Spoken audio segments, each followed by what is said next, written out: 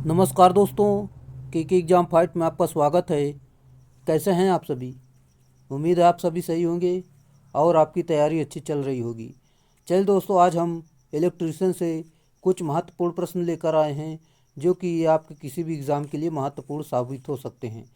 दोस्तों, ये प्रश्न हम व्याख्या सहित करेंगे जो कि जैसे कि आपके बिहार में आई हुई विद्युत विभाग में भर्ती, यूपी पीसीएल TG2, यूपी आर्मिनल TG2, पंजाब में जो लाइनमैन में वैकेंसी आती है आई हुई है, और एमपी में वैकेंसी आ चुकी है यूपी मेट्रो के लिए। ये सभी भर्तियों के लिए ये थ्योरी आपके लिए काफ़ी महत्वपूर्ण है।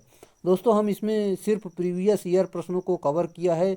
अगर आप यहाँ से प्रश्नों को देखते हैं तो आपका पूरा कॉन्सेप्ट यहीं पर क्लियर हो जाएगा। चलिए, आपका ज़्यादा टाइम न लेते हुए इन प्रश्नों की शुरुआत करते हैं। उससे पहले आपसे रिक्वेस्ट है, अगर आप चैनल पर नए, चैनल को सब्सक्राइब कर लीजिए और अपने दोस्तों में शेयर जरूर करिए। वीडियो अच्छा लगे तो वीडियो को लाइक जरूर करना। चलिए दोस्तों, ये हमने सभी टॉपिक से प्रश्नों को कवर किया है, कोई ऐसा टॉपिक नहीं जो कि छूट गया हो। चलिए शुरुआत करते हैं। निम्नलिखित में से किसे काटने काटने में सबसे अधिक गर्म कठोरता होती है? सही उत्तर सिरेमिक। चलिए अगला प्रश्न हमारा दिया गया है, निम्नलिखित में से किस हैंड टूल का उपयोग पाइप या रॉड जैसा गोल चीज़ों को पकड़ने, तारों को मरोड़ने और काटने जैसे कई कार्यों के लिए किया जाता है? सही उत्तर प्लायर होगा। जैसे कि प्लायर हैंड टूल का उपयोग पाइप या रॉड जैसी गोल चीज़ों को पकड़ने, तारों को मोड़ने और काटने जैसे कई कार्यों के लिए किया जाता है। अगला प्रश्न, रेक एक हैंड टूल है, इसका उपयोग किसके लिए किया जाता है? सही उत्तर जो कि आउटडोर उपयोग के लिए झाड़ू के रूप में इसका प्रयोग हम करते हैं। जैसे कि रैक एक हैंड टूल है, इसका उपयोग आउटडोर उपयोग के लिए झाड़ू के रूप में किया जाता है। अगला प्रश्न बताना है ये आपका क्या दर्शाया गया। ये चित्र जो है आपका हैंड टूल ये क्या है? सही उत्तर ये आपका जो है रिंच है, यानी ऑप्शन नंबर सी सही उत्तर है।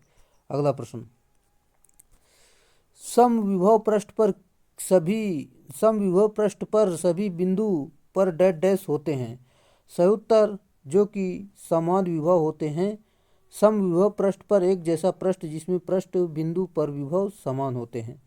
अगला प्रश्न, तत्व के सबसे छोटे कण को डैश डैश कहा जाता है? परमाणु कहा जाता है। चलिए इसकी व्याख्या देख लेते हैं, जो कि एक परमाणु किसी साधारण से पदार्थ की सबसे छोटी इकाई है जिसमें एक रासायनिक तत्व के सभी गुण विद्यमान होते हैं। प्रत्येक ठोस, द्रव, गैस और प्लाज्मा तटस्थ या आयतन परमाणुओं से बना होता है। इनका आकार लगभग 100 होता है। 1 मीटर में 10 अरब वे हिस्से होता है। अगला प्रश्न, किसी परमाणु के केंद्रक में क्या होता है? आप सभी को पता होना चाहिए, परमाणु के केंद्र में जो होता है प्रोटॉन और न्यूट्रॉन होता है, जबकि आपका इलेक्ट्रॉन वो बाहरी कक्षा में चक्कर लगाता रहता है। जैसा कि पूरी व्याख्या देखते हैं, परमाणु का केंद्रीय भाग सघन भाग नाभिक कहलाता है। इसमें प्रोटॉन तथा न्यूट्रॉन उपस्थित होते हैं। ये दोनों कण अंतर आणविक बल द्वारा नाभिक में बंधे रहते हैं तथा परमाणु के नाभिक के चारों ओर रिक्त स्थान होता है जिसमें विभिन्न कक्षाओं में विभिन्न संख्या में इलेक्ट्रॉन परिक्रमा करते हैं। अगला प्रश्न, निम्नलिखित में से कौन सा एक परमाणु का सबसे हल्का कण है? सही उत्तर इलेक्ट्रॉन परमाणु का सबसे हल्का कण होता है। इलेक्ट्रॉन एक परमाणु का सबसे हल्का कण है। एक प्रोटॉन का भार इलेक्ट्रॉन के भार का 1840 गुना होता है। इलेक्ट्रॉन नाभिक के चारों ओर चक्कर लगाते हैं, जबकि प्रोटॉन एवं न्यूट्रॉन नाभिक के मध्य में रहते हैं। अगला प्रश्न, एटॉमिक संरचना के अनुसार निम्न में से किस धनात्मक आवेश रहता है? किसमें धनात्मक आवेश रहता है? सही उत्तर जो कि प्रोटॉन में धनात्मक आवेश रहता है, इलेक्ट्रॉन में आपका ऋणात्मक होता है और न्यूट्रॉन जो होता है वो आपका उदासीन होता है।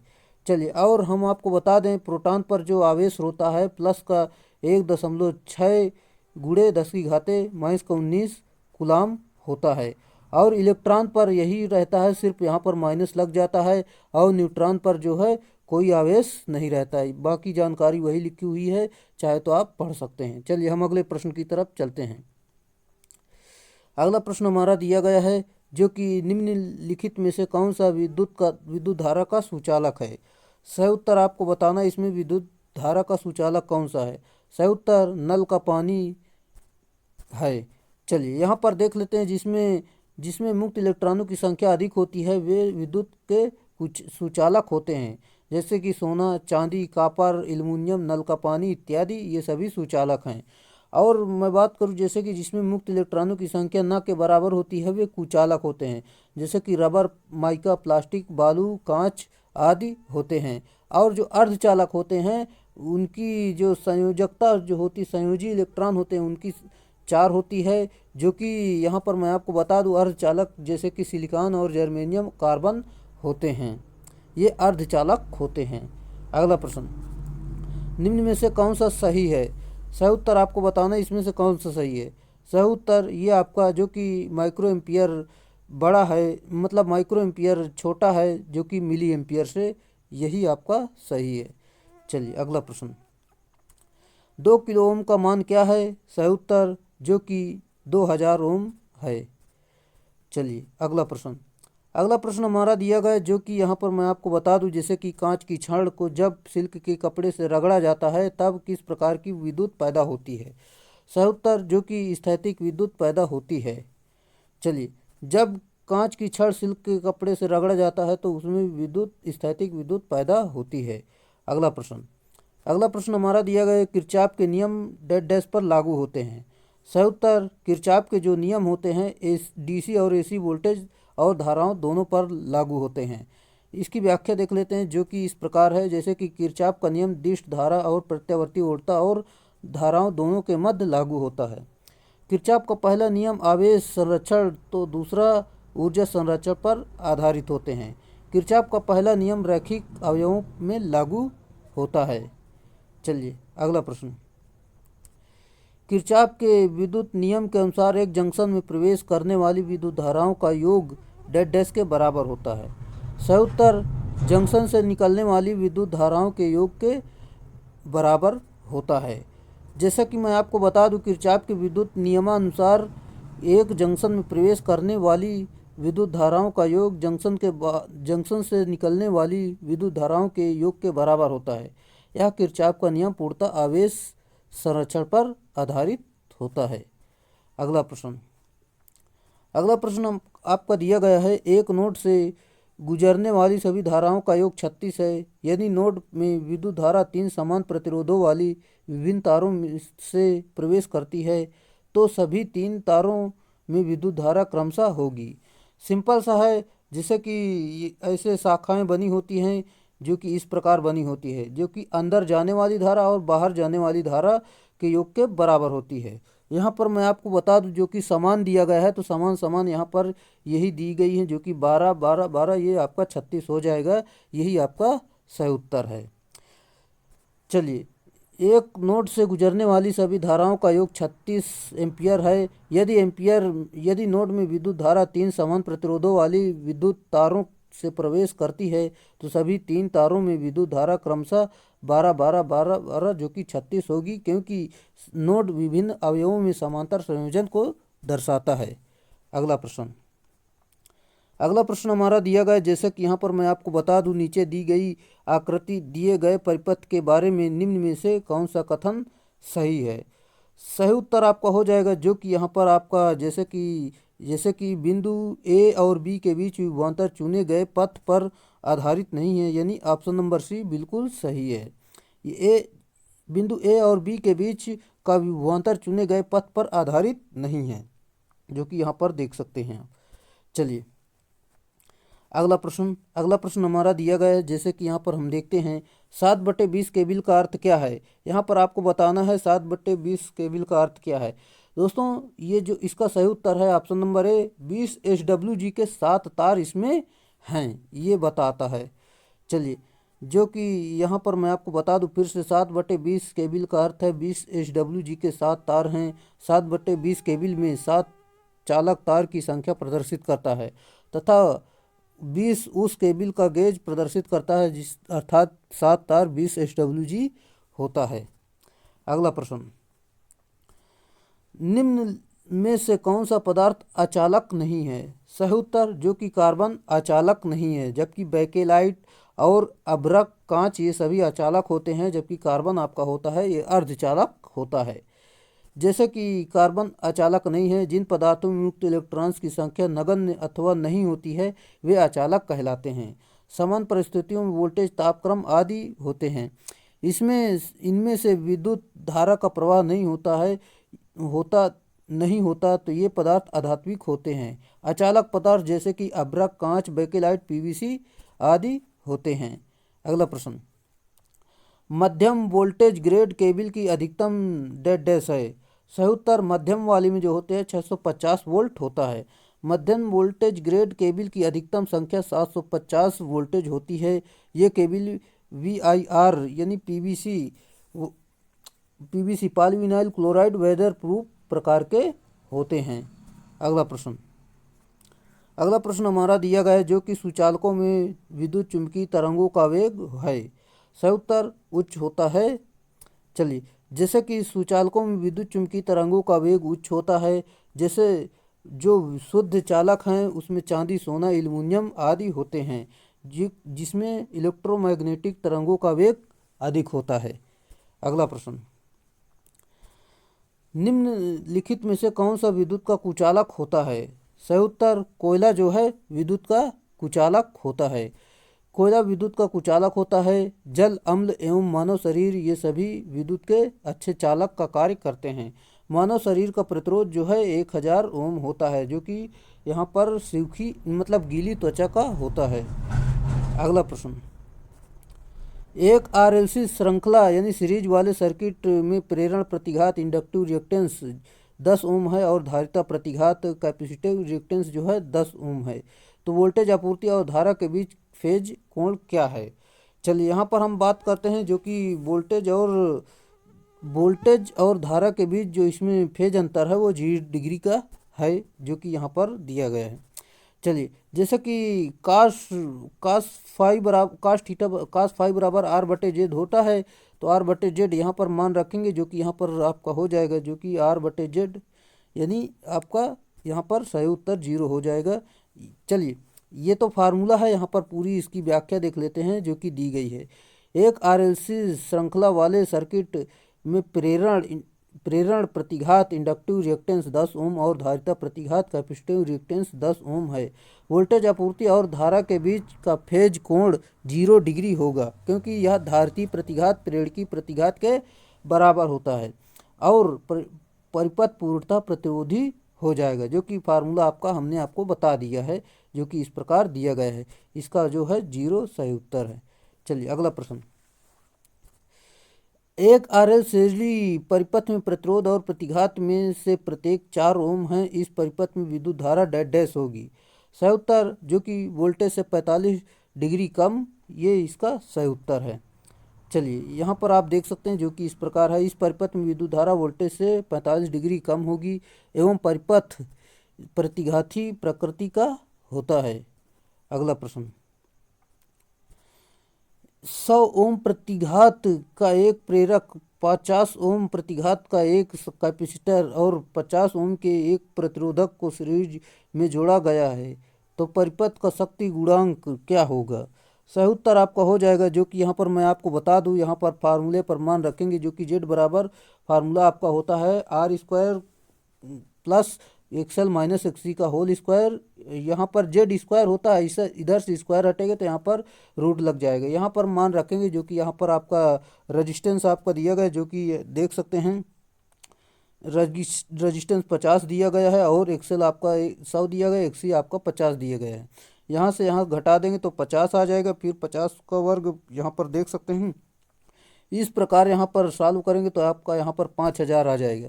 5000 का रूट निकालेंगे तो 50√2 आ जाएगा। फिर आपका पावर फैक्टर निकालना है तो R/Z यानी इसका फार्मूला होता है। इस फार्मूले पर मान रख के आप सॉल्व करेंगे तो आपका 1/√2 सही उत्तर हो जाएगा, यानी ऑप्शन नंबर ए सही उत्तर है।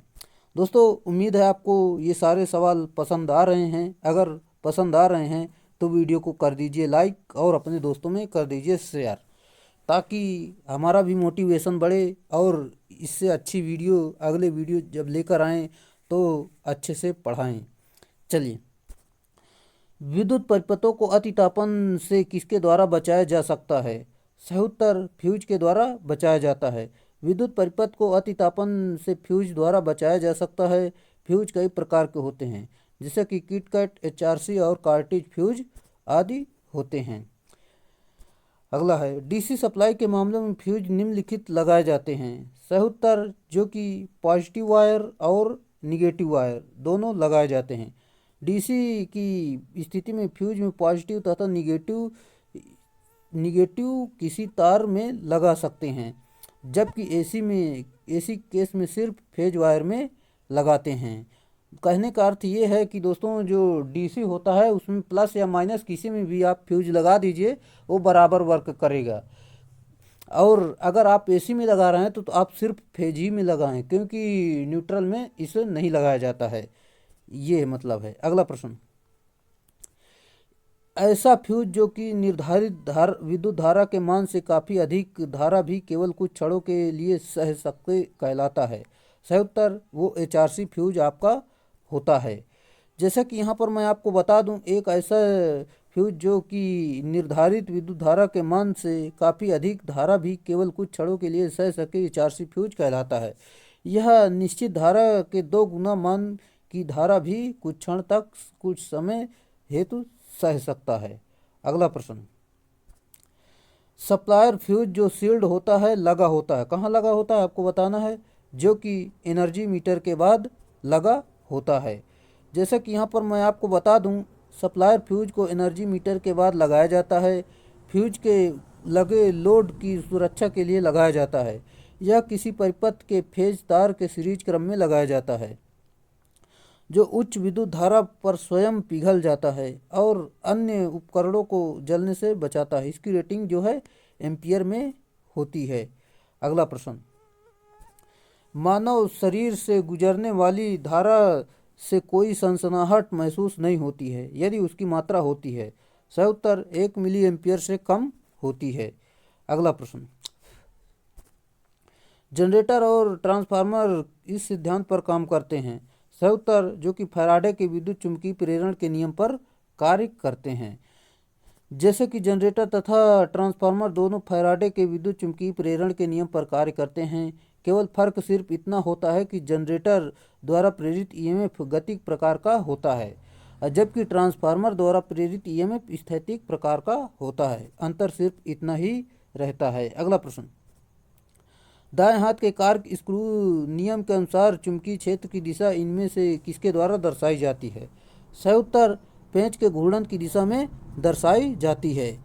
जैसा कि यहाँ पर दाएं हाथ कार्क स्क्रू नियम के अनुसार चुंबकीय क्षेत्र की दिशा पेंच के घूर्णन की दिशा के द्वारा दर्शाई जाती है, जिसे फ्लेमिंग के नियमानुसार भी ज्ञात की जा सकती है। अगला प्रश्न,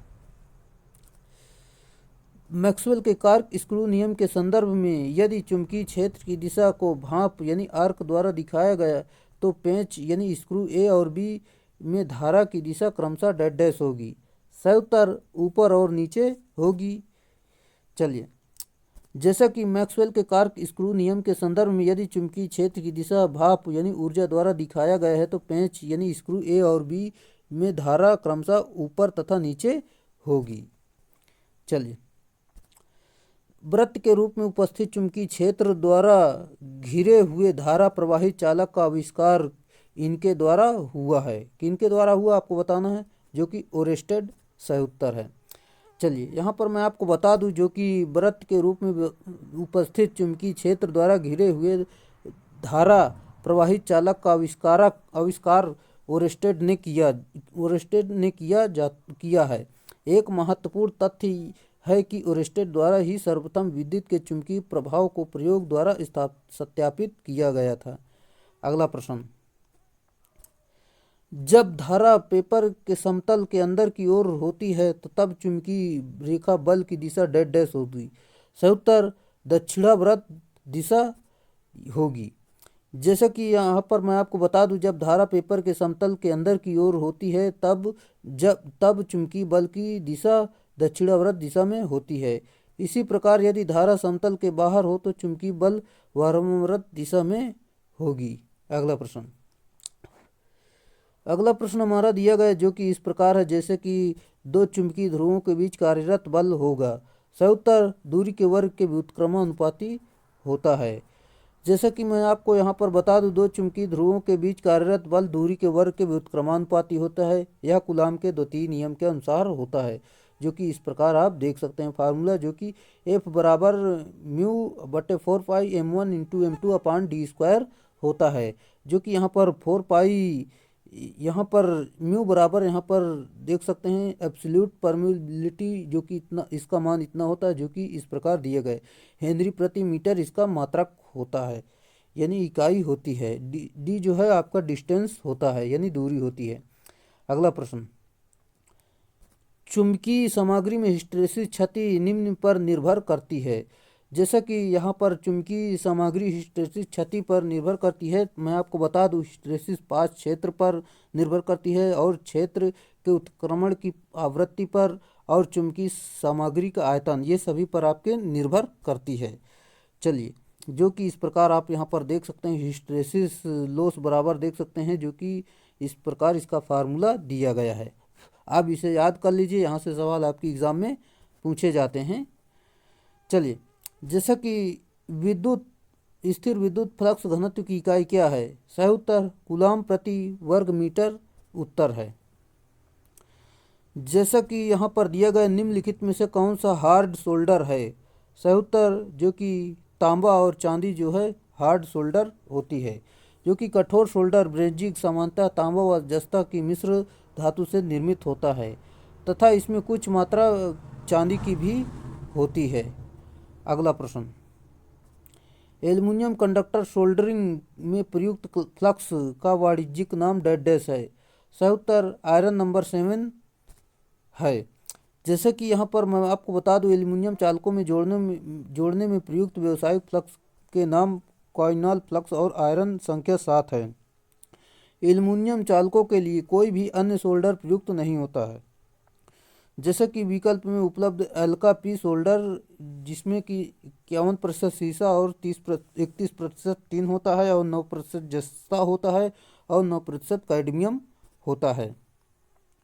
अगला प्रश्न, सोल्डर एल्युमिनियम कंडक्टरों के लिए उपयोग किए जाने वाले एल्का पी सोल्डर में मौजूद जिंक का लगभग प्रतिशत कितना होता है? अभी मैंने आपको बताया, जो कि 9% होता है। एल्का पी में सीसा जो है 51%, और टिन जो है 31%, और जस्ता 9%, और कैडमियम आपका 9% का मिश्रण होता है। एल्युमिनियम के लिए प्रयोग किया जाने वाला अन्य सोल्डर कैरेलाइट होता है। चलिए, अगला प्रश्न की तरफ चलते हैं, जो कि हमारा अगला प्रश्न दिया गया है। जैसा कि यहाँ पर मैं आपको बता दूं, टाँकने की क्रिया में प्रवाह का मुख्य उद्देश्य है। सही उत्तर धातु की सतह को साफ और ऑक्साइड मुक्त बनाना यानी रखना होता है। जैसा कि सोल्डरिंग करने से पहले धातु को सैंड पेपर से अच्छी तरह साफ कर लें, जिसमें कि धातु ऑक्साइड से मुक्त हो जाए।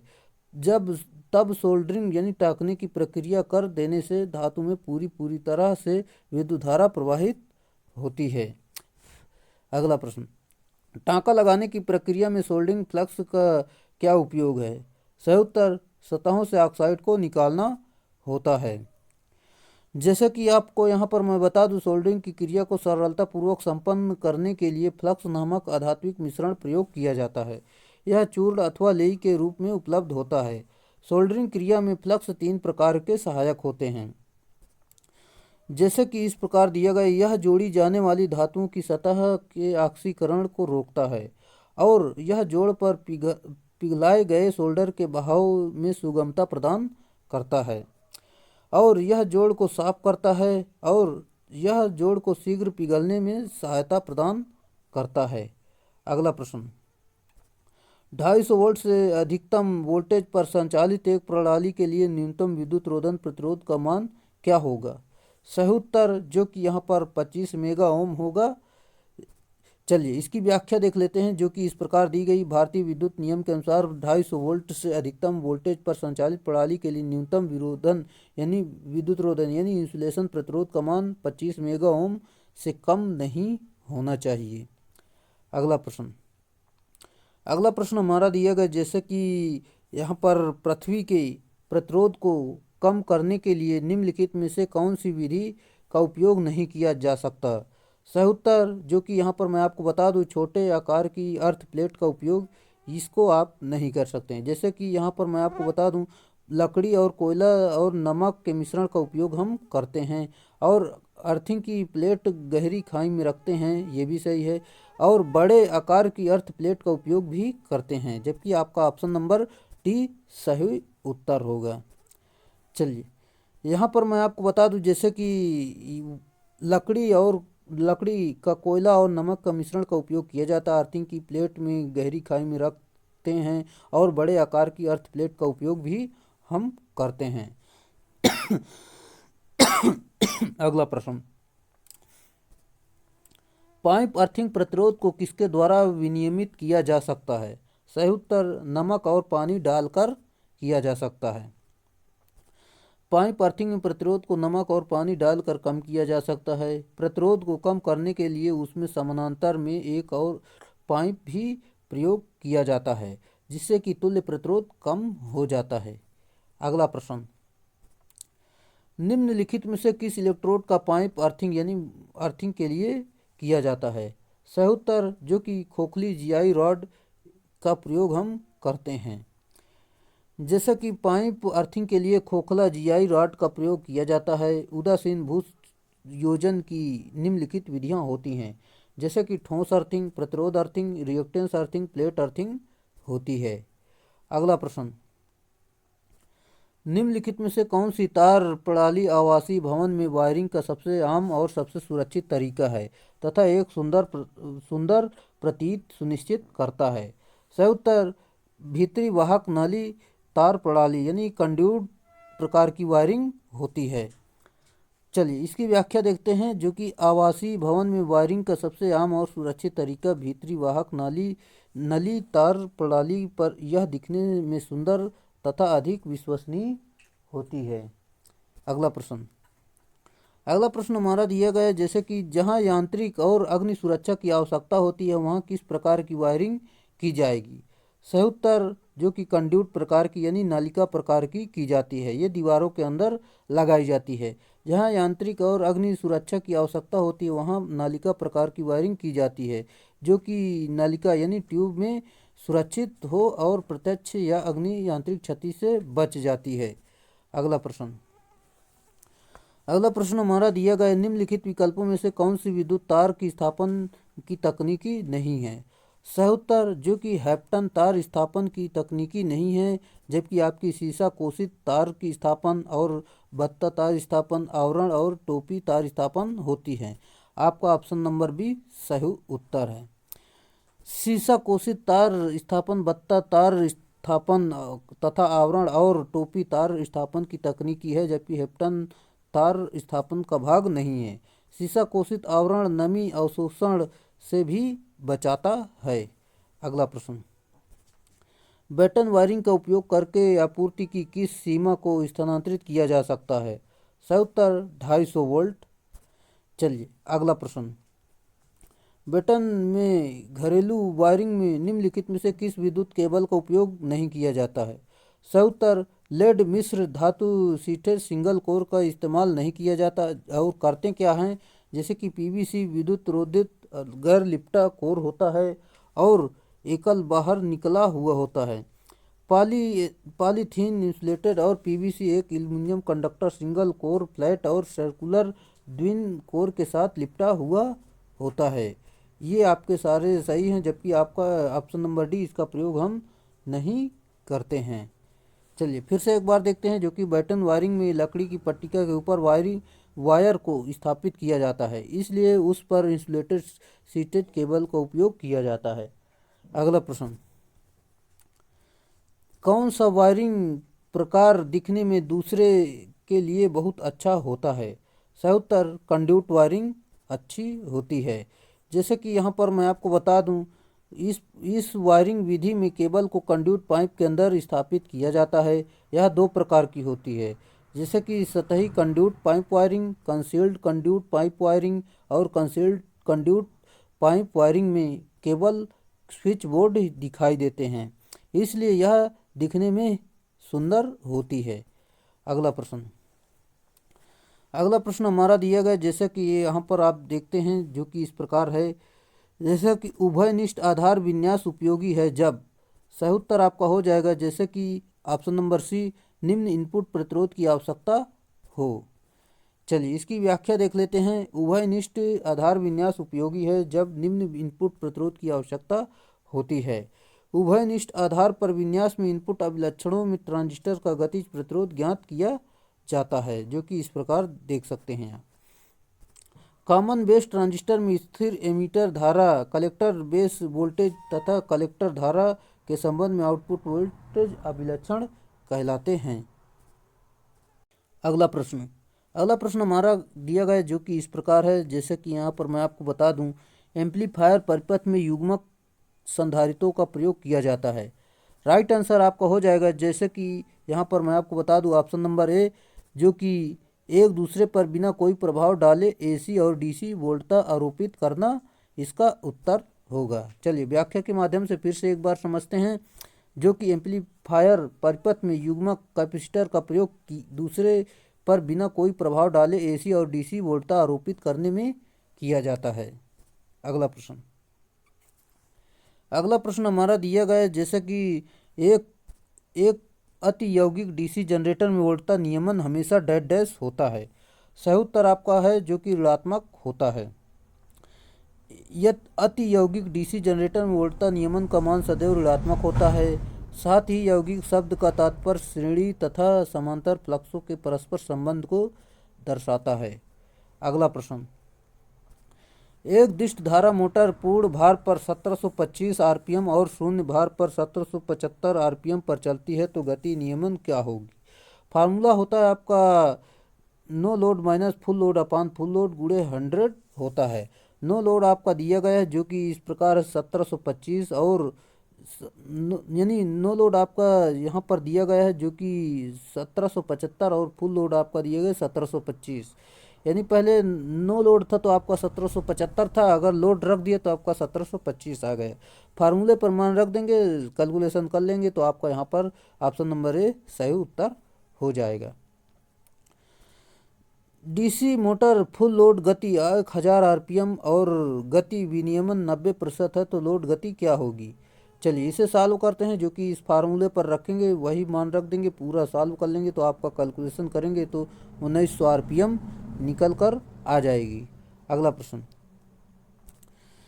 यदि डीसी मोटरों में कार्बन ब्रशों का संपर्क प्रतिरोध अधिक हो तो क्या होगा। सही उत्तर, स्प्लिगन को सीमित किया जा सकता है। चलिए यानी स्पार्किंग को कम किया जा सकता है। चलिए देख लेते हैं यहाँ पर डीसी मोटरों में कार्बन ब्रशों के संपर्क प्रतिरोध का मान अधिक करके स्पार्किंग को सीमित किया जा सकता है। मोटर कार्य विद्युत ऊर्जा को यांत्रिक ऊर्जा में बदलना होता है। अगला प्रश्न, कोई डीसी जनरेटर के ब्रशों में भारी स्पार्किंग का कारण क्या है। सही उत्तर, जो कि एमएनए स्थिति में बदलाव इसका उत्तर है। चलिए देख लेते हैं, जो कि डीसी जनरेटर में दिक् परिवर्तन यानी एसी को डीसी में बदलना स्पार्किंग रहित बनाने के लिए ब्रशों को एमएनए पर रखा जाता है। एमएनए की स्थिति में बदलाव होने पर ब्रशों में स्पार्किंग होती है। अगला प्रश्न, एक 3 पॉइंट स्टार्टर का प्रयोग किसे स्टार्ट करने के लिए किया जाता है। सही उत्तर, शंट एवं कंपाउंड मोटर को स्टार्ट करने के लिए हम करते हैं। चलिए पूरी जानकारी देख लेते हैं यहाँ पर, जो कि इस प्रकार है जैसे कि 3 पॉइंट स्टार्टर का उपयोग शंट तथा कंपाउंड मोटर को स्टार्ट करने के लिए किया जाता है और 2 पॉइंट स्टार्टर जो होता है आपका सीरीज मोटर के लिए किया जाता है। 3 पॉइंट स्टार्टर का मुख्य रूप से प्रयोग जो है शंट मोटर के लिए किया जाता है और 4 पॉइंट का स्टार्टर का प्रयोग जो है हम कंपाउंड मोटर के लिए करते हैं। अगला प्रश्न, एक डीसी शंट मोटर की गतिशील करने के लिए एक डैश डैश प्रवर्तक यानी स्टार्टर को प्राथमिकता दी जाती है। डीसी शंट मोटर के लिए आपको सिंपल सा है 3 पॉइंट स्टार्टर, अभी हमने आपको बता दिया है। चलिए अगला प्रश्न, कोई डीसी शंट मोटर हल्के लोड पर चल रही है, यदि फील्ड वाइंडिंग यदि खुल जाए तो तब क्या होगा। सही उत्तर आपका हो जाएगा मोटर की स्पीड बहुत अधिक हो जाएगी, जो कि क्योंकि दोस्तों यहाँ पर आपका फ्लक्स जो होता है गति के व्युत्क्रमानुपाती होता है, जो कि इस प्रकार है। जैसे कि शंट फील्ड खुल जाने पर फ्लक्स का मान बहुत कम हो जाता है, जिससे कि मोटर की स्पीड बहुत अधिक हो जाएगी। अगला प्रश्न हमारा दिया गया है, जैसे कि ऑटो ट्रांसफार्मर में केवल डैश वाइंडिंग होती है। ऑटो ट्रांसफार्मर में सिर्फ एक ही वाइंडिंग होती है, वही प्राइमरी और सेकेंडरी दोनों का कार्य करती है। चलिए, ऑटो ट्रांसफार्मर में दो वाइंडिंग यानी द्विकुंडलन ट्रांसफार्मर यानी दो वाइंडिंग ट्रांसफार्मर की अपेक्षा तांबे की बचत होती है। इसमें ऑटो ट्रांसफार्मर वर्धक यानी बूस्टर के रूप में प्रयोग किया जाता है, और प्रेरण मोटर को चलाने के लिए ऑटो ट्रांसफार्मर यानी इंडक्शन मोटर को चलाने के लिए ऑटो ट्रांसफार्मर स्टार्टर का प्रयोग हम करते हैं। अगला प्रश्न, निम्न में से कौन सा ट्रांसफार्मर तेल का कार्य नहीं है? आपको बताना इसमें ट्रांसफार्मर तेल का कार्य नहीं है। जैसे कि प्राथमिक वाइंडिंग का शीतलन और द्वितीयक वाइंडिंग का शीतलन इसमें तो करते हैं, जैसे कि अतिरिक्त कुचालकता प्रदान करना ये भी करते हैं। और यहाँ पर आपका जैसे कि इंडक्शन यानी प्रेरण युग्मन प्रदान करना ये आपका कार्य नहीं है, यही इसका सही उत्तर होगा। चलिए फिर से पूरी जानकारी देख लेते हैं।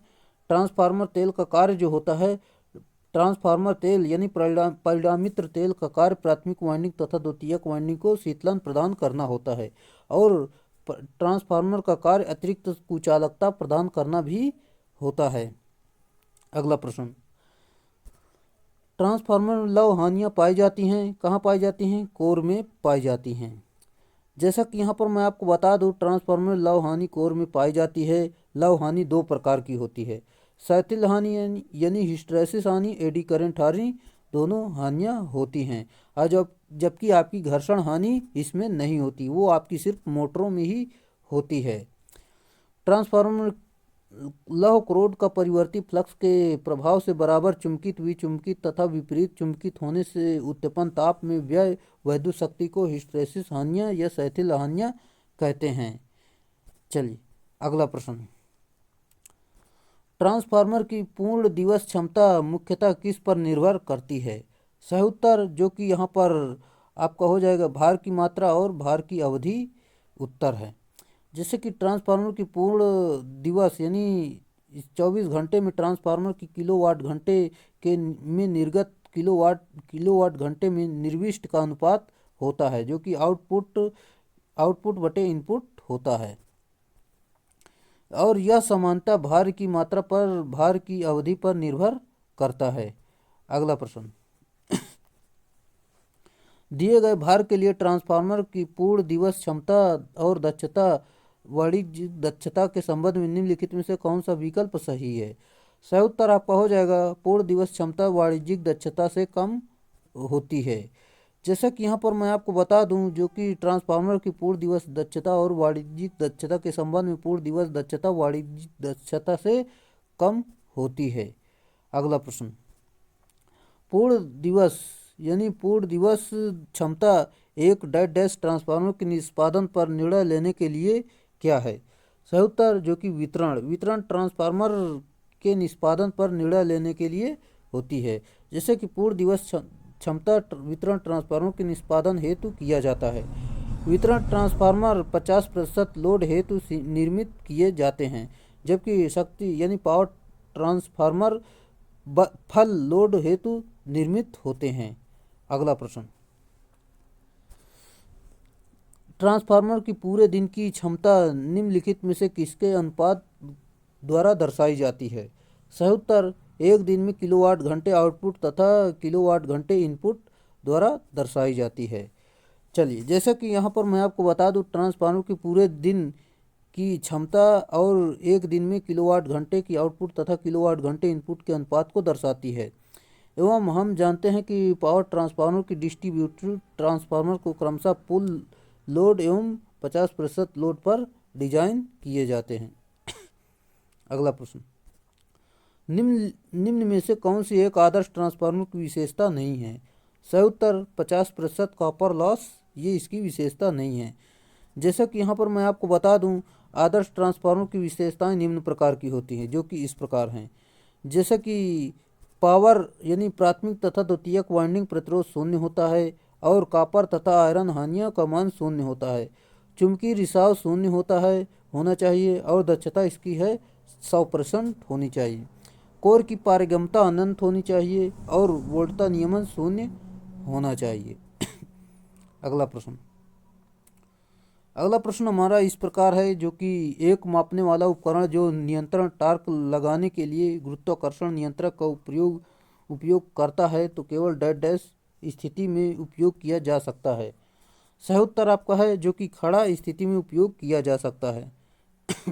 अगला प्रश्न, यहाँ पर व्याख्या देख लेते हैं। जो कि वैद्युत मापक यंत्र में 2 प्रकार का नियंत्रक टार्क होता है, जो कि स्प्रिंग नियंत्रण और गुरुत्व नियंत्रण होता है। गुरुत्व नियंत्रण प्रणाली केवल ऊर्ध्वाधर यानी खड़ा यानी वर्टिकल में ही प्रयोग की जाती है, जो कि इस प्रकार आप देख सकते हैं। अगला प्रश्न, डैश डैश का उपयोग एक प्रतिरोध को आउटपुट करने के लिए किया जा सकता है जो उस पर लागू वोल्टेज का एक ही कार्य होगा। सही उत्तर पोटेंशियोमीटर इसका उत्तर है। पोटेंशियोमीटर का उपयोग एक प्रतिरोध को आउटपुट करने के लिए किया जाता है जो कि उस पर लागू वोल्टेज का कार्य करता है। अगला प्रश्न हमारा दिया गया है, जैसे कि यहाँ पर हम देखते हैं कि एनर्जी मीटर में driving system, dash dash resisting system और डैश डैश बुनियादी निर्माण भागों में बनाते हैं। सही उत्तर आपका यहाँ पर हो जाएगा, जैसे कि आपका राइट आंसर है ऑप्शन नंबर सी, जो कि मूविंग सिस्टम ब्रेकिंग सिस्टम उत्तर है। चलिए अगला प्रश्न हमारा दिया गया है, जैसे कि इनमें से किसमें उभरे हुए यानी सेलियंट पोल का इस्तेमाल किया जाता है। सही उत्तर शेडेड पोल मोटर होगा। जैसे कि शेडेड पोल मोटर में उभरे हुए पोल का उपयोग किया जाता है जिससे कि शेडेड कॉइल की आसानी से जुड़ जाए। शेडेड पोल का रोटर आमतौर पर स्क्वायरल प्रकार का होता है। अगला प्रश्न, शेडेड पोल मोटर के नुकसान क्या क्या हैं, आपको बताना इसके नुकसान क्या हैं। जैसे कि इसकी जो क्षमता कम होती है और कम शुरुआती टार्क उत्पन्न करता है, बहुत कम अधिभार क्षमता होती है। चलिए इसके बारे में पूरी जानकारी देख ही लेते हैं यहाँ पर, जो कि शेडेड पोल मोटर की दक्षता जो होती है 5% से 35% के बीच, मतलब 5% से 35% तक होती है। स्टार्टिंग टार्क कम होता है तथा यह कम अधिभार क्षमता की होने के कारण खिलौने इत्यादि छोटी मशीनों में प्रयुक्त होती है। अगला प्रश्न, हेयर डायरों में इनमें से कौन से मोटर का इस्तेमाल किया जाता है। हेयर डायर में जो है शेडेड पोल इंडक्शन मोटर का प्रयोग हम करते हैं। अगला प्रश्न, शेडेड पोल मोटर की दक्षता यानी इफिशियंसी डैश डैश के परास में होती है। शेडेड पोल मोटर की दक्षता जो होती है 5 से 35% की तक होती है, जो कि हमने आपको बता दिया है।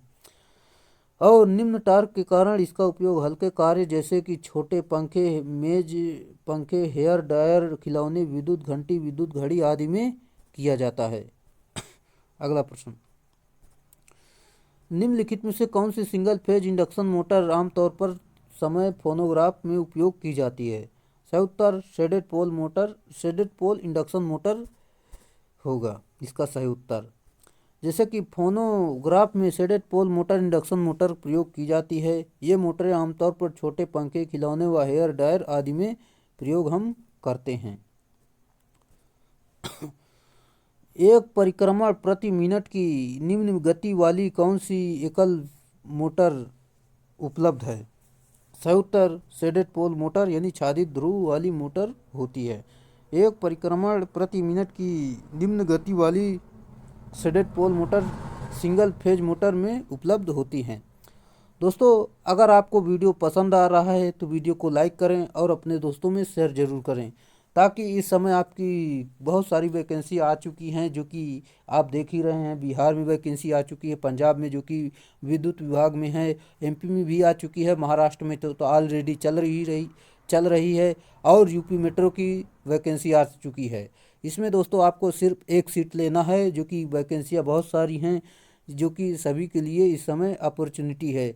सेल वगैरह में तो वैकेंसी आ ही रही है, जो कि बोकारो में आ चुकी है, कई सारे सेल की एग्ज़ाम हो भी चुके हैं। और मैं यहाँ पर आपको बता दूं, अगर आप यहाँ से तैयारी करते हैं तो आपका निश्चित ही सिलेक्शन हो जाएगा। चलिए, अगर आप चैनल पर नए हैं तो चैनल को सब्सक्राइब करें और शेयर जरूर करें। चलिए अगला प्रश्न है, मेगर निम्नलिखित मापने के लिए प्रयोग किया जाता है। ये तो आपका इंसुलेशन का प्रतिरोध मापने के लिए हम प्रयोग करते हैं, यानी ऑप्शन नंबर बी उत्तर है। मेगर इंसुलेशन रेजिस्टेंस मापने हेतु प्रयोग होता है और इसमें हाथ से चलने वाली डीसी जनरेटर का प्रयोग होता है जो कि 160 आरपीएम पर गति करता है। मेगर 1 मेगा ओम से अधिक मान का विद्युत रोधन प्रतिरोध मापता है। अगला प्रश्न, किसी विद्युत परिपथ यानी उपकरण का इंसुलेशन प्रतिरोध निम्नलिखित द्वारा मापा जाता है। मेगर सिंपल सा अभी बताया मैंने आपको, विद्युत परिपथ के उपकरण का रोधन यानी इंसुलेशन मेगर द्वारा मापा जाता है। केबल प्रतिरोध के मापन में मेगर का प्रयोग किया जाता है। अगला प्रश्न, पीजोमीटर का प्रयोग निम्नलिखित मापने के लिए किया जाता है। सही उत्तर आपका हो जाएगा जो कि यहाँ पर अति यानी आपका मध्यम दाब इसका सही उत्तर है।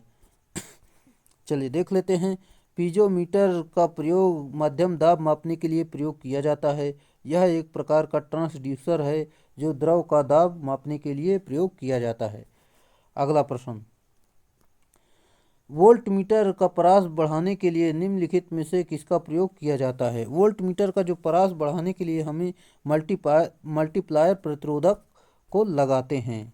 चलिए, वोल्ट मीटर का परास बढ़ाने के लिए सीरीज क्रम में उच्च मान का प्रतिरोध जोड़ा जाता है तथा मीटर की परास बढ़ाने के लिए समांतर में निम्न मान का प्रतिरोध जोड़ा जाता है।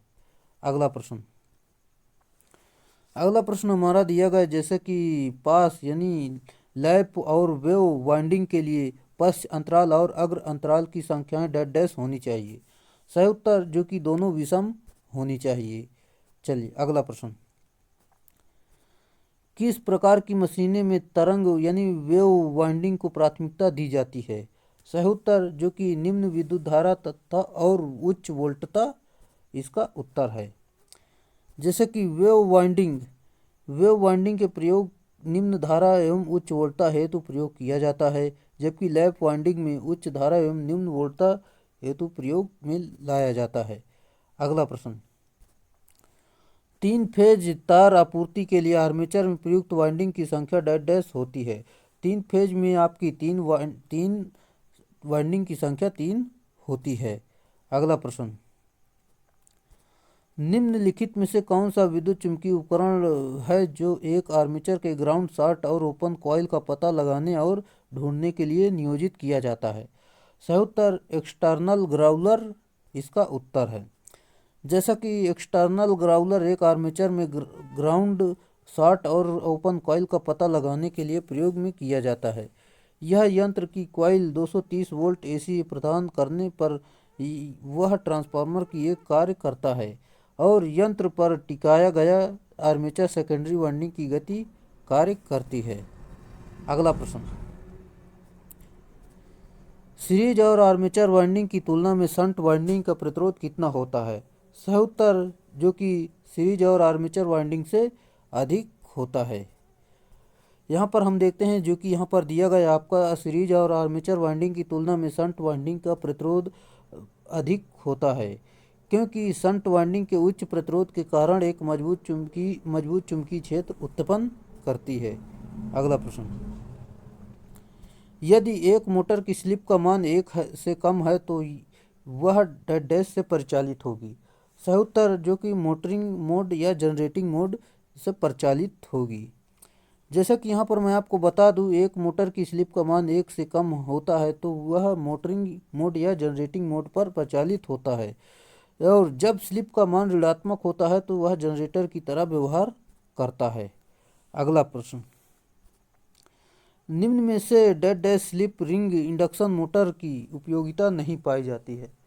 सही उत्तर आपका है जो कि ड्रिल मशीन इसकी उपयोगिता नहीं पाई जाती, जबकि आपकी यहाँ पर देख सकते हैं व्याख्या देखते हैं जो कि ड्रिल मशीन में स्लिप रिंग इंडक्शन मोटर की उपयोगिता नहीं पाई जाती है तथा क्रेन लिफ्ट रोलिंग मिल आदि में स्लिप रिंग इंडक्शन मोटर की उपयोगिता पाई जाती है। अगला प्रश्न, अगला प्रश्न हमारा दिया गया जो कि प्रेरित विद्युत वाहक बल की दिशा सदैव ऐसी होती है कि वह ऐसी धारा स्थापित करने का प्रयास करता है जो कि उस गति पर चुंबकी पुंज परिवर्तन का विरोध करती है, जिसके कारण विद्युत वाहक बल प्रेरित हुआ है और यह नियम कहलाता है। दोस्तों, ये आपका लेंज का नियम होता है। चलिए, यहाँ पर मैं आपको फिर से एक बार बताना चाहूँगा, प्रेरित विद्युत वाहक बल की दिशा सदैव ऐसी होती है कि वह ऐसी धारा स्थापित करने का प्रयास करता है जो उस गति अथवा चुंबकीय पुंज का विरोध करती है, जिसके कारण विद्युत वाहक बल प्रेरित हुआ है, यानी जिसके कारण वह उत्पन्न हुआ उसी का विरोध करते हैं। ये लेंज का नियम कहलाता है। फार्मूला आपका होता है माइनस का n d phi upon d t होता है, जो कि इस प्रकार है। और यहाँ पर मैं आपको बता दूं, ऋणात्मक चिन्ह इसके उत्पन्न होने के कारण का विरोध प्रदर्शित करता है। अगला प्रश्न, 3 फेज इंडक्शन मोटर के स्टेटर में उत्पन्न हुआ चुंबकीय क्षेत्र डैश डैश पर गतिमान होता है। सही उत्तर तुल्यकालिक गति पर गतिमान होता है। अगला प्रश्न हमारा दिया गया जो कि दिए गए परिपथ में प्रत्येक डायोड से प्रवाहित धारा का मान ज्ञात करें। डायोड की जो वोल्टता पाथ है 0.60 वोल्ट दिया गया है। जैसा कि यहाँ पर मैं आपको बता दूं, इसे सॉल्व करते हैं, जो कि इस प्रकार सॉल्व करेंगे। आपका यहाँ पर मान दिया गया है और फार्मूले पर मान रखेंगे, जो कि यहाँ पर रख दिया मान रख के सॉल्व करेंगे तो आपका 14.3 मिली एम्पियर, यानी इसका सही उत्तर option number A right answer हो जाएगा। अगला प्रश्न हमारा दिया गया है, जैसे कि यहाँ पर हम देखते हैं डायोड पर पश्च बायसित होने का प्रभाव है। सही उत्तर बैरियर विभव बढ़ा देता है। जैसे कि डायोड के पश्च बायसित होने से बैरियर विभव बढ़ जाता है, अर्थात लीकेज करंट का मान बढ़ जाता है। ब्रेक डाउन वोल्टेज का मान जीनर डायोड में से बहने वाली करंट एवलांची करंट या जीनर करंट कहलाती है। अगला प्रश्न, फॉरवर्ड बायस पीएन जंक्शन में क्या होता है? सही उत्तर निम्न प्रतिरोध होता है। फॉरवर्ड बायस में निम्न प्रतिरोध होता है, रिवर्स बायस में जो है उच्च प्रतिरोध होता है। जैसा कि यहाँ पर हम देखते हैं, फॉरवर्ड बायस यानी पीएन जंक्शन डायोड में पी प्रकार की पदार्थ की बैटरी धन तथा एन प्रकार की बैटरी माइनस यानी ऋण सिरे पर जोड़ा जाता है। रिवर्स बायस में पीएन जंक्शन डायोड पी प्रकार की बैटरी को ऋण और एन प्रकार की बैटरी को प्लस सिरे से जोड़ा जाता है। इसलिए आपकी यहाँ पर फॉरवर्ड बायस में निम्न प्रतिरोध और रिवर्स बायस में जो है उच्च प्रतिरोध होता है। अगला प्रश्न, प्रत्यावर्ती का कार्य सिद्धांत क्या है? सही उत्तर फैराडे के विद्युत चुम्बकीय प्रेरण के नियम। जैसा कि अल्टरनेटर फैराडे के विद्युत चुम्बकीय प्रेरण के सिद्धांत पर काम करता है। इसका स्टेटर इंडक्शन मोटर के समान होता है, जिसमें 3 फेज की वाइंडिंग होती है तथा यह प्रत्येक वाइंडिंग एक दूसरे से 120 डिग्री पर विस्थापित होती है। अल्टरनेटर और सिंक्रोनस मोटर की संरचना एक समान होती है। अल्टरनेटर में बेलनाकार और ड्रम सेलियंट पोल टाइप का रोटर होता है, इसका उपयोग किया जाता है। इसमें मैग्नेटिक फील्ड रोटेटिंग और आर्मेचर स्थिर होता है। अगला प्रश्न, प्रत्यावर्ती यानी अल्टरनेटर की दक्षता इसकी डेड डैश के बढ़ने पर हमेशा बढ़ती है। सही उत्तर शक्ति बढ़ने से हमेशा बढ़ती है। प्रत्यावर्ती की दक्षता इसकी शक्ति बढ़ने पर हमेशा बढ़ती है, जो कि दक्षता बराबर निर्गत बटे निविष्ट यानी निर्गत प्लस हानियाँ इसमें होती हैं। चलिए, यहाँ पर मैं आपको बता दूं, जब हम निर्गत शक्तियों को बढ़ाएंगे तो दक्षता बढ़ेगी, क्योंकि निर्भर पर प्रत्यावर्ती में हानियाँ होती रहती हैं तथा जब शक्ति बढ़ाते हैं तो इसका मान निर्गत की तुलना में कम बढ़ता है। अगला प्रश्न, समुन्नत पोल प्रकार के घूर्णक यानी रोटर का उपयोग प्रत्यावर्ती यानी अल्टरनेटर में किया जाता है। यह किस प्रकार के मूवर्स द्वारा संचालित होते हैं? सही उत्तर निम्न और मध्यम गति के प्राइम मूवर्स इसके उत्तर हैं। जैसे कि समुन्नत पोल प्रकार के घूर्णक का उपयोग प्रत्यावर्तित्वों में निम्न तथा मध्यम गति के प्राइम मूवर्स द्वारा संचालित किया जाता है। इसके घूर्णक की लंबाई कम तथा व्यास अधिक होता है तथा नॉन समुन्नत यानी नॉन सेलियंट में घूर्णक उच्च गति के लिए प्रयोग किए जाते हैं। यानी इसका पूरी व्याख्या थी। चलिए देख लेते हैं। यहाँ पर प्रत्यावर्तियों में अवमंदक कुंडली किस लिए दी जाती है? सही उत्तर चाल दोलन एवं प्रभाव घटाने के लिए दी जाती है। चलिए यहाँ पर थोड़ा ये ब्लर है, हम अगले प्रश्न की तरफ चलते हैं, ये आपको समझ में नहीं आएगा। चलिए ये वाली सीरीज छोड़ ही देते हैं जो कि इस प्रकार दी गई है। चलिए चलिए यहाँ पर मैं आपको पढ़ के बता देता हूँ, आप सिर्फ सुन लीजिए, सिर्फ नहीं ये तो छूट जाएगा, कोई मतलब नहीं आएगा। जैसे कि एक by directional universal shift register बनाने के लिए प्रयुक्त आईसी कौन सी है?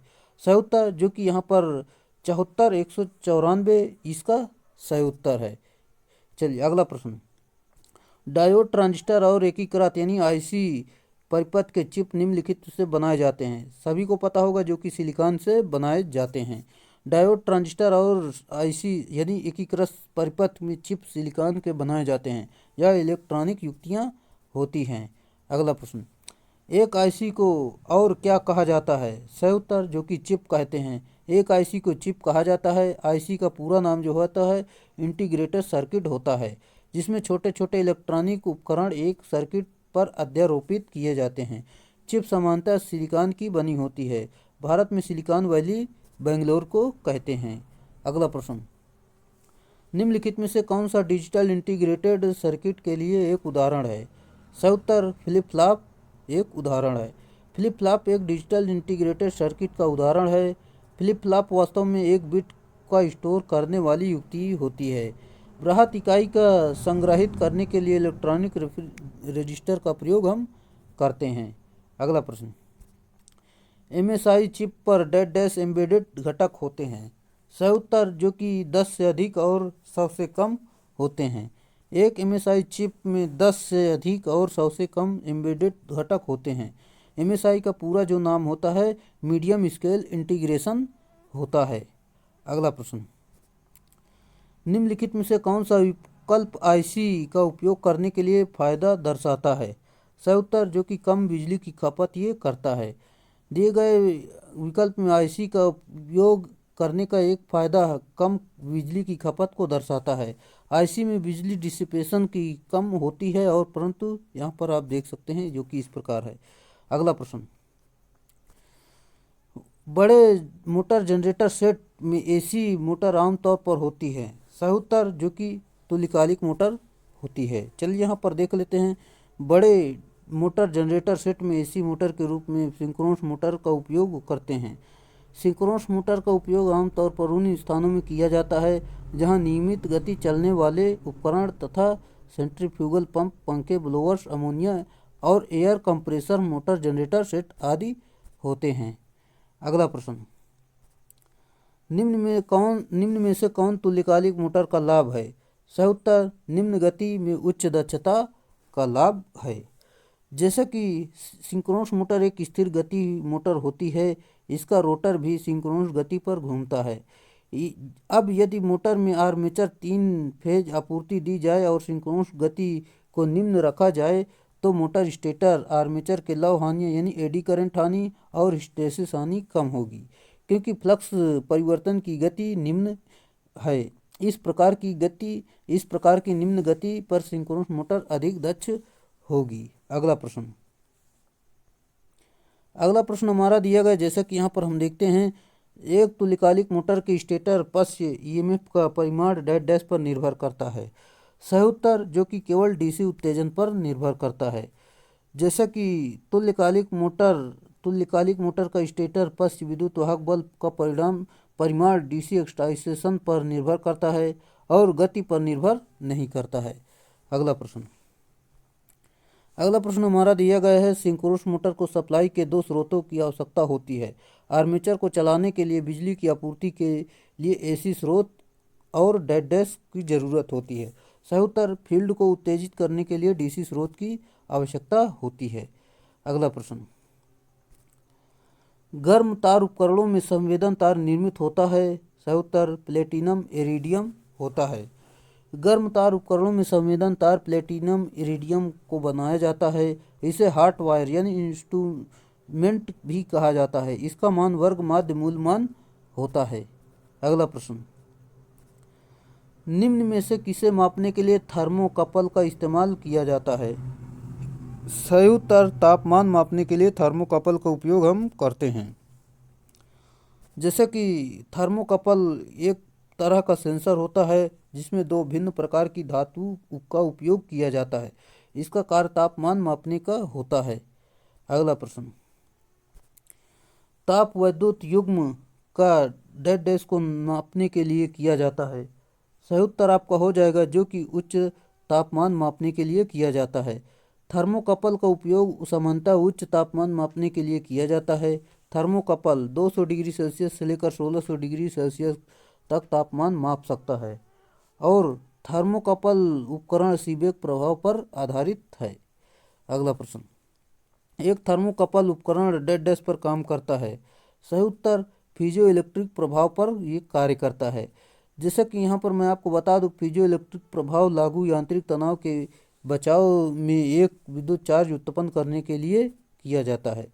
अगला प्रश्न, ताप युग्म का उपयोग करते हुए वोल्टमीटर डेड डैश का मापन करता है। सही उत्तर आरएमएस मान यानी रूट मीन स्क्वायर का मान होता है। जैसे कि आरएमएस मान वाट मीटर वेवफॉर्म की संवेदी ताप शक्ति द्वारा 1 मीटर संकेत देते हैं जो वोल्टेज के आरएमएस मूल्य वर्ग के लिए अनुपातिक होते हैं। अगला प्रश्न, ट्राई वेक्टर मीटर का प्रयोग क्या है।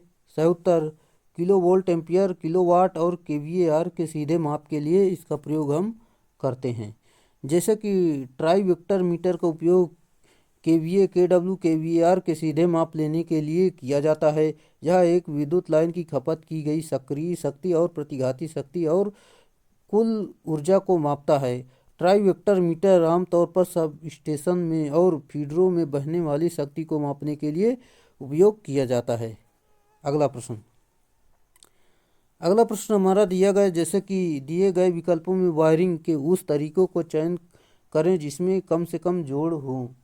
सही उत्तर आपका है जो कि पासन विधि यानी लैप वाइंडिंग यानी, चलिए यहाँ पर देख लेते हैं। पासन यानी वायरिंग के पासन यानी लैप मेथड विधि में ज्वाइंट कम होते हैं क्योंकि पासन विधि में न्यूट्रल को एक स्थान से दूसरे विद्युतीय बिंदु तक पहुंचाया जाता है।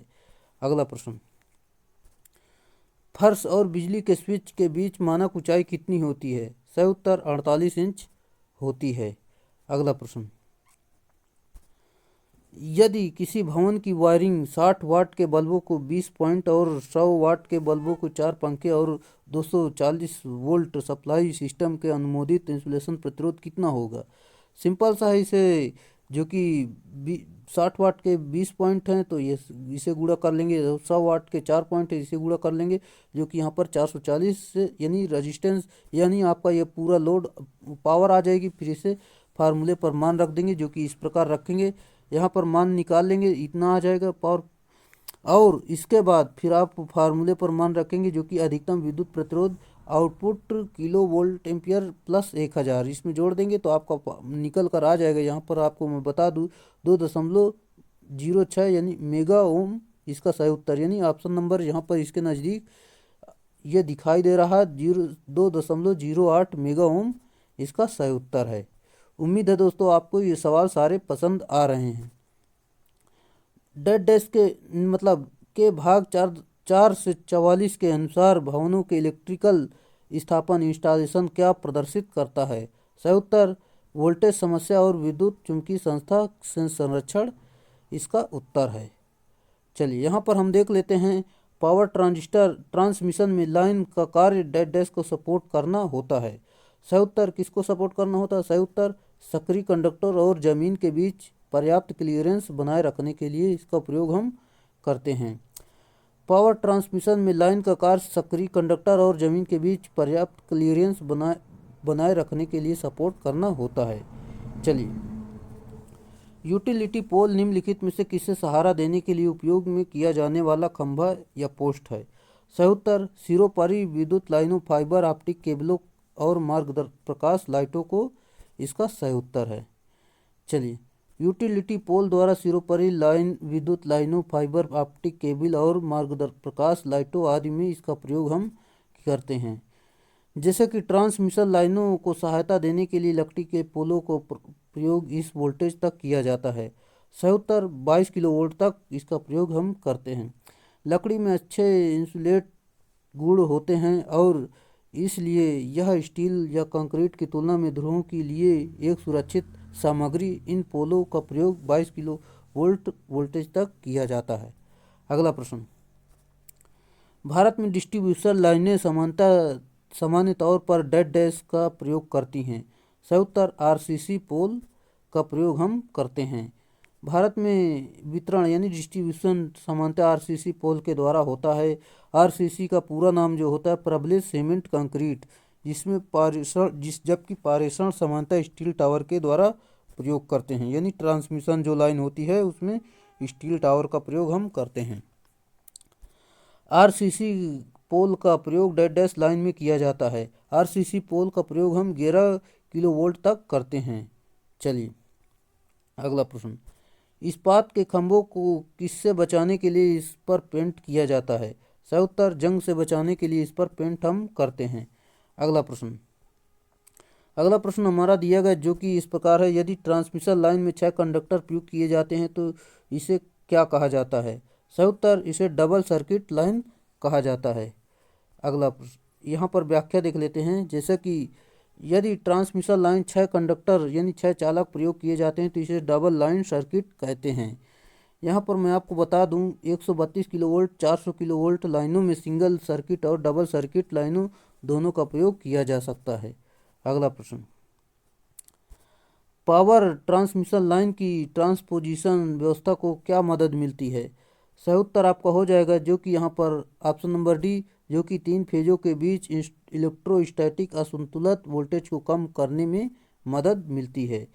चलिए इसकी पूरी व्याख्या हम देखते हैं। पावर ट्रांसमिशन लाइन व्यवस्था से तीनों फेजों के बीच इलेक्ट्रोस्टैटिक असंतुलन वोल्टेज को कम करने में मदद मिलती है। अगला पॉइंट है, ट्रांसमिशन लाइन में रेडियो इंटरफेरेंस को कम करने और प्रत्येक फेज का प्रेरकत्व एक समान बनाने हेतु यानी कंडक्टर और ट्रांसपोजिशन किया जाता है। इसमें ट्रांसमिशन लाइन में प्रत्येक फेज का वोल्टेज समान प्राप्त होता है। अगला प्रश्न, ट्रांसमिशन लाइन में निम्नलिखित में से कौन सा सुरक्षा उपकरण प्रयुक्त किया जाता है? सही उत्तर लाइटिंग रजिस्टर का प्रयोग हम करते हैं। चल दोस्तों, ये थे हमारे आज के प्रश्न जो कि हमने सभी प्रश्नों को अच्छी तरीके से कवर किया है और फुल व्याख्या के साथ कवर किए हैं।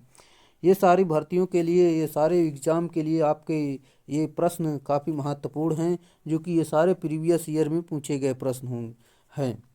चलिए, अगर आपको वीडियो पसंद आया हो और आपको तनिक भी अच्छा लगा हो तो वीडियो को लाइक कर दें और अपने दोस्तों में अधिक से अधिक इसे शेयर करें ताकि वो भी देख सकें। चलिए आज के लिए इतना ही रखेंगे, फिर मिलेंगे स्टूडियो में, तब तक के लिए बाय।